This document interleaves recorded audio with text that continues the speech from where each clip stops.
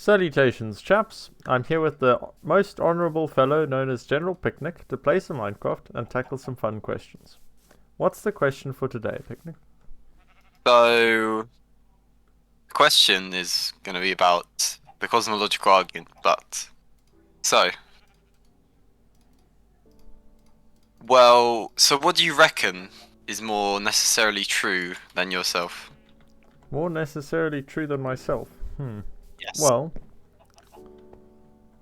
I have to take out all of the information that I know from personal experience for the starting point, I think. So, what I can at least say is that something must exist, because either everything, let's say I don't exist, and nothing that I know is true, then it is Yes. all just an illusion. Well, then there's still someone who created that illusion. If everything is a lie, there's still ultimately a liar. Alternatively, everything could be, obviously, real, in which case there's still a cause for it.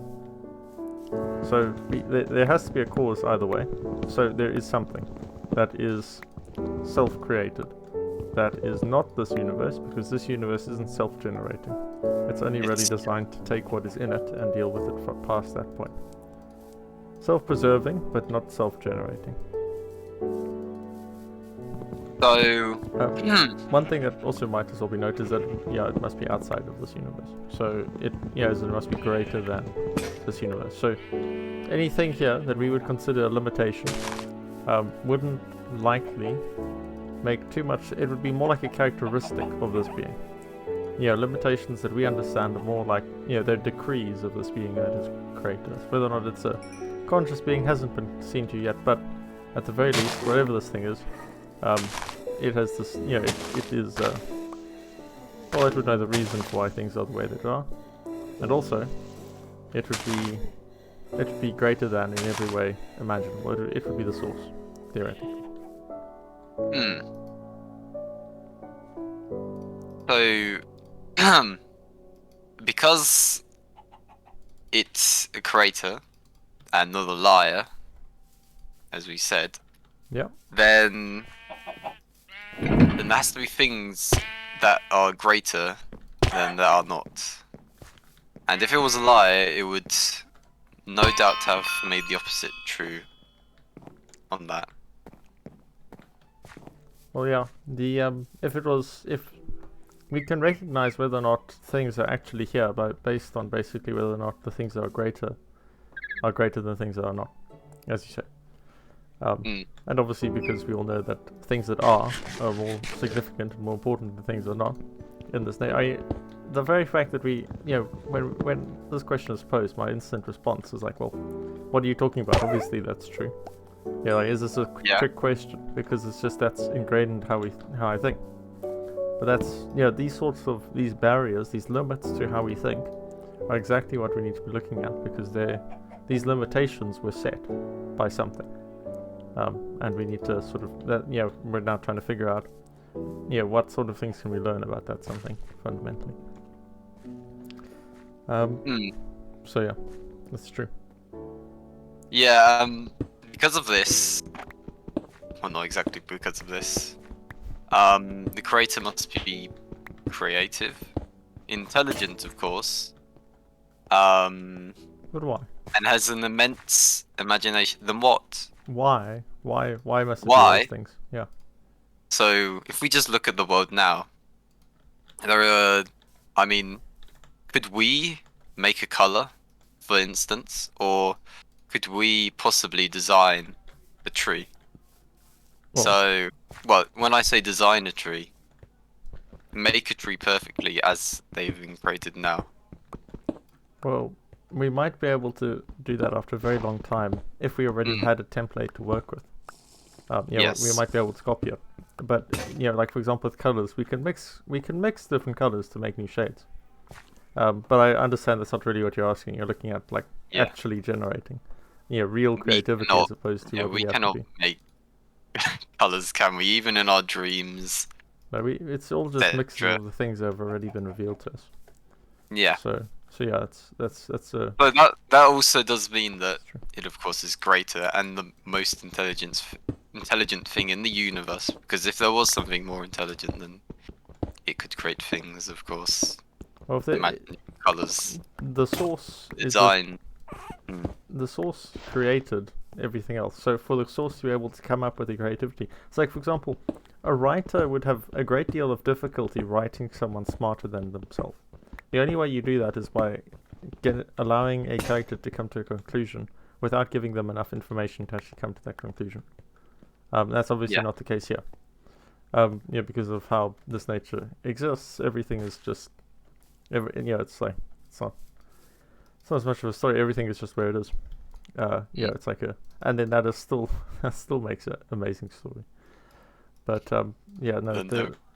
it's definitely very intelligent, very creative, and quite intentional. I mean, if you look at the position of this universe, beyond that, like if it was off just slightly, it wouldn't be anything like what it is. It would be nothing.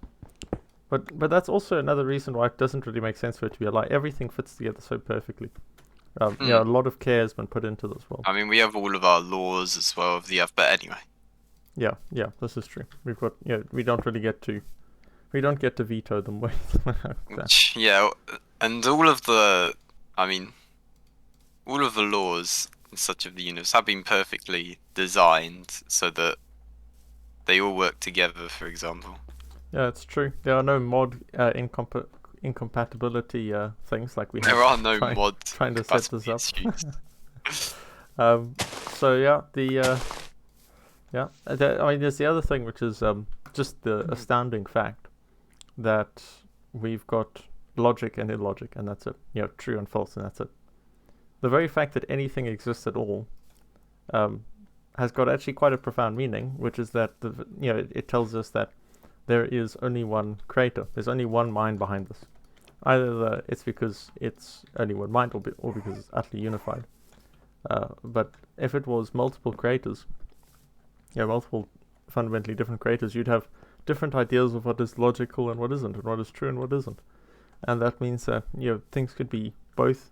You could have two facts that are absolutely true and are entirely mutually exclusive. And the very fact that doesn't make any sense. I mean, even the words, right? Those words were not even designed to make that thought, because that thought is just not a thought, right? It's a complete logical fallacy, and the reason for that is because, it hasn't been designed. I think this crafting might. No, okay, so, we haven't been designed in that way because we have only had one mind behind our creation. It's quite clear from that there is only one. There's definitely only one creator. Otherwise, as I said, multiple things would be true that were also mutually exclusive, and that just isn't the case. I would also look at how different people can also find truth. So what I mean is different religions and philosophies will be able to find the truth because there is only one thing creating that truth. So, for example, let's say with something simple, like murder is wrong.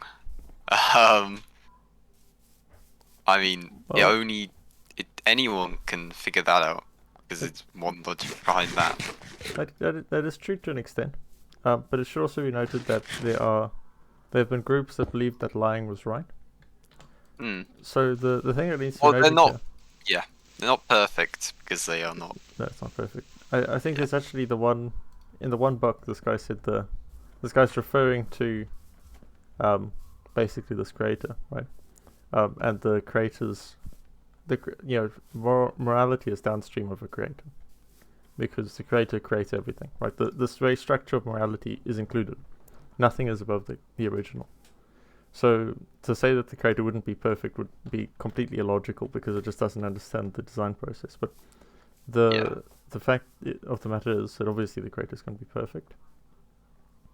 And what this guy points out is that these ideals of morality, right, they've been a lot of them have actually been put in the hearts of people. Right, he's making this observation. The way he phrases it is the law was written on their hearts. He also notes that quite often they just ignore it by saying the flesh overcame the law. And then he gives some quite astounding news, which if it's true, is significant enough that there is nothing on this earth that would be as valuable as what he's talking about. But he then says the spirit overcame the flesh. And that's talking about real freedom. But we'll get onto that in a later video. but yeah, this idea of morality, right, is very much downstream of him. And yeah, what do you say is true? And there are ways to truth that he has put everywhere. I mean, even just in the physical realm, we've got so much more than we could ever discover on our own, or even comprehend on our own. Yeah. So this God is also personal to people and caring for them. I mean, he gave us the Holy Spirit, for example. Well, we haven't proved that it's that one yet. We haven't proved that it's that God yet, so we have to get there later. I will, and and he also gave us a consciousness. Yeah. Which allows us to, in fact, have free thoughts. The very fact that this conversation is happening proves that this creator cares about, And because he's caring, let's say that if he was not caring, then this person would be wanting to subdue us, to control us. We would be literal slaves. Now, that may remind you of what someone wants to do. But our one does not. And of course we have the evidence of our consciousness, etc. Yeah, I mean, the fact that we can talk about what is true means that, and we can have differing opinions, means that we have been freed in a way that things like animals would struggle to be free, or things like a rock, right? They simply are. Yeah. None of us soul. Whereas we have the ability to choose what is right versus what is wrong, which is an amazing amount of engagement in reality. And it's a level of power that is often overlooked, that is quite significant and can be lost. Addiction and things like that. You can lose the ability to choose to do what is right. Yeah, you become a slave to these vices, of course. So what we can see is that it wasn't just an action of, let me not enslave them. Right, this creator actively would have had to have freed us from slavery. I don't know why I have the hunger effect on, of course. Anyway, probably tiredness. So let me find a bit. So there's this whole idea is basically it would have had to have been caring and personal. And the reason why I say personal is because we were given so much of creation to look at, right? The sheer quantity of creation we have available to us. No sleeping on right. The sheer quantity of creation, that is available to look at. Like if you look at an author's works, right? Like an author's books, you can start to learn things about them. And we've been given an enormous amount of creations to look at, to understand, to be able to say, okay, well, if I look at this, I can see quite clearly that, there's, for example, that things that are greater than things that are not. There's truth versus falsehood, and things like that. So clearly, we're being invited, right? This creator has been in many ways revealed to us through nature. Okay, I'll go sleep. Has been revealed to us through nature. So it's a caring and personal God, definitely. Revealed to us through nature, but you have to accept him. Oh yeah, the thing is, there's none so blind as those who refuse to see. But all that we've talked about has just been stuff that you can pretty easily see at any point. Yeah. Very logical. This doesn't prove conclusively who he is, but we know some things about him, right? We can validate his existence. Well, we can validate something. So the things that we can say are definitely true are the fact that it's caring, it's personal, it's united. Yeah, it's at the very least united. Even if it isn't one mind, it would be a one united mind. So in practice, one mind. An absolute, right? Like this, in a similar way that infinity is not even a number, right? It is so much more significant than any other number. Yeah, because, well, again, not a number. In a similar way, this creator is absolute relative to his creations. Can't even comprehend it. If anything is true, this thing is. You should deny yourself before you deny the existence of yourself before you deny the existence of this being, right? And denying the existence of yourself is. I mean, that's a.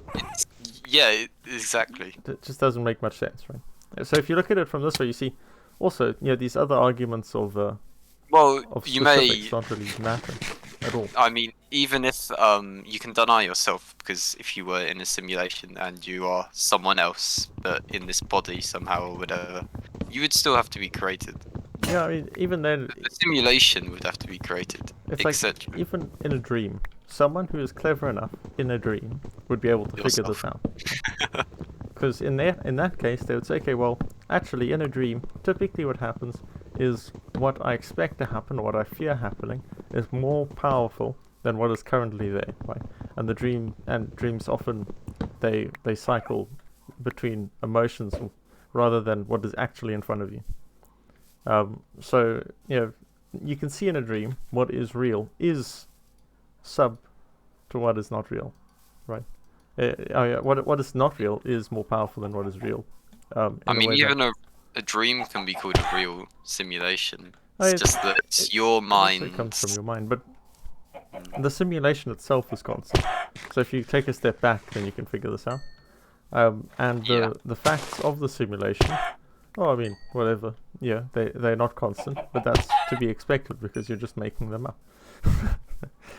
So I mean, I can jump along walls in my dreams, and Yeah, but that doesn't stay. You get to a point in the dream where 10 seconds later it's just not possible anymore. So yes. or when you most need it, or whatever it is. So these things are. You can see the difference between a dream and reality in that way. Dream is real.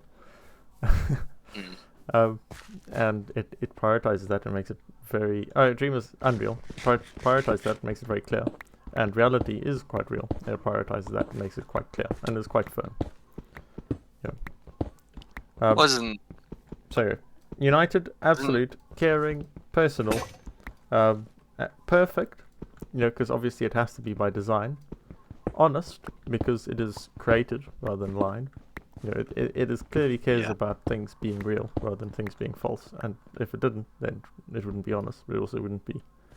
Yeah, I'd give you could probably, if you were put into a simulation, like I don't know, you were put to sleep or something, put into a simulation. There probably would be ways of figuring out it would be, if it was a human-made one, of course. If you spent like 1,000 years in it, you could probably figure out that it was. One of the ways that you often figure out whether or not you're in a dream is the fact that stuff isn't consistent. Stuff is, the things that are more significant than the things that are.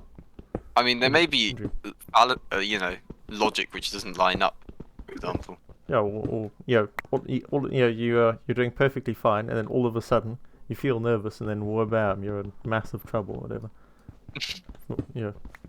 There's a monster coming after you or something. But anyway, so definitely real. Even less realistic when you get revived. But what's quite cool about this is we started out by saying what would happen if what is more necessarily real than you, and we've already figured out that we are necessarily realistic. We are necessarily real. It's not just a simulation, because things that are greater than things that are not. There are some other things. So, there's something I want to point out here, which is just a comparison.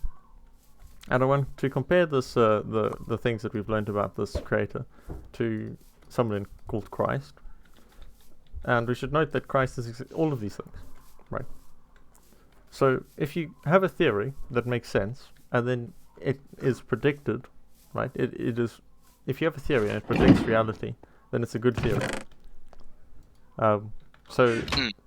Christ. If you make Christ as Lord the hypothesis, you make Christ Lord the hypothesis to be tested, and then you say, well, what things can we know about what is Lord, what is Creator?